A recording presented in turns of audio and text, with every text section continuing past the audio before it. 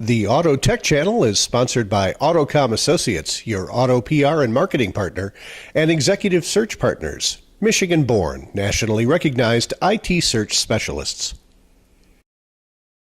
Hey, it's Mike Brennan. We're doing another video news update from the Center for Automotive Research Management Briefing Seminars, and there have been so many, but these are all really good ones, and we climax it with the best one yet with Jeff Mason, CEO and President of the Michigan Economic Development Corporation. As a disclaimer, Jeff and I have known each other for 25 years, so I know a long way back. Long way back, yeah. So anyway, I want to talk a little about some of your initiatives that you guys have going on with, say, M-City, American Center for Mobility, and Ypsilanti. What's that? What do you got going there?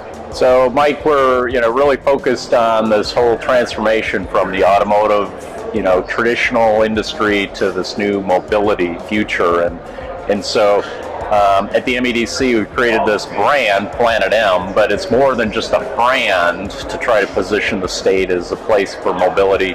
It's really about some of the assets and the services that we provide to companies that are already here or companies that are talking about locating in Michigan. So things like the American Center for Mobility, a 300-acre test facility at the old Willow Run site, or M-City on the campus of the University of Michigan. Kettering University has a test track up in Flint right now that's open and available. So it's the hard assets. It's also the regulatory environment. In 2015, the legislature passed and the governor signed into law some of the most progressive legal structure to allow companies to test and deploy test vehicles across the state. Kurt Steidel, our department director of the Department of Transportation, putting in infrastructure to allow for testing and for connected vehicles in the state.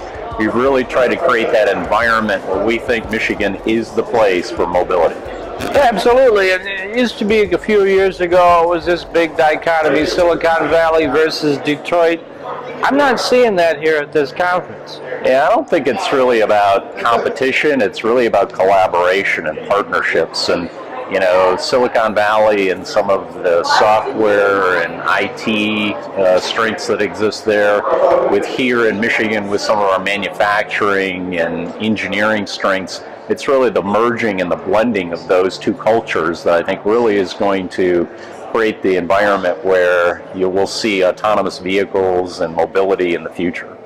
So what is the future of mobility in Michigan? I mean, are we going to lead the nation, do you think, or at least be one of the leaders of the nation? I think we're going to be one of the epicenters globally in this transformation. You look at our deep talent assets, with more engineers concentrated in Michigan than anywhere else in the U.S. Our R&D strength, 76% of all the automotive R&D research is taking place in the state of Michigan. You combine that with our innovation at our powerhouse universities. I think we are the place here in North America, along with other global centers, where this revolution is taking place daily. I guess the one rub that I always hear is that we don't have enough talent here. We train all these kids at our great universities and they want to go elsewhere. How do we deal with that issue? Well, I think we're trying to deal with it on a number of fronts. First, already that tide in terms of exporting has changed, where we're now the number one state in the Great Lakes region for importing college graduates aged 25 to 34. So as opposed to exporting that talent from the past when we didn't have jobs, we're now the place where people are coming to flock for those jobs. The other piece is the governor's Marshall Plan for Talent, which is a $100 million initiative really to focus on building that pipeline from career and technical education, apprenticeships, certifications, associate degrees, college degrees, really to build this consortium and collaboration between the private sector, higher education, and the K-12 system to really infuse and really grow that pipeline of talent that companies are going to need to be successful going forward.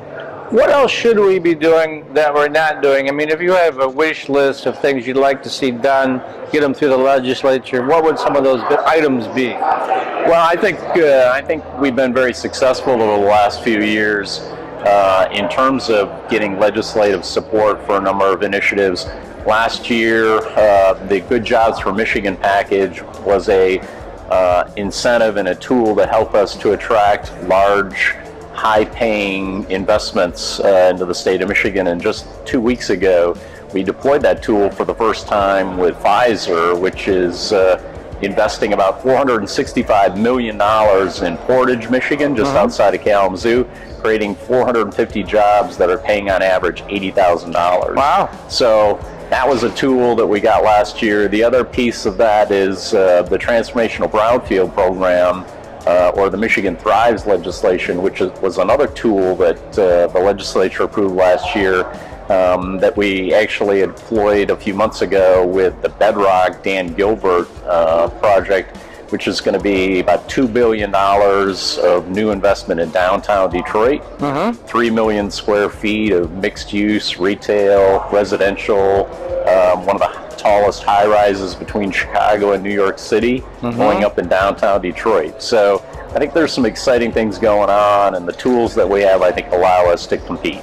Well, when I first came here in the 90s and you were working at the MEDC in your first tour of duty, it's changed a lot over 20 years, hasn't it? It has. It has. I think whether you look at things going on in the Upper Peninsula in Marquette, to here in Traverse City, to Grand Rapids, to Detroit, and across the state, I think there's great things taking place, and I think there's great things coming for Michigan in the future. Well, we're going to let Jeff have the last word. Jeff Mason, CEO, President of the Michigan Economic Development Corporation, and you've been watching Video News Update.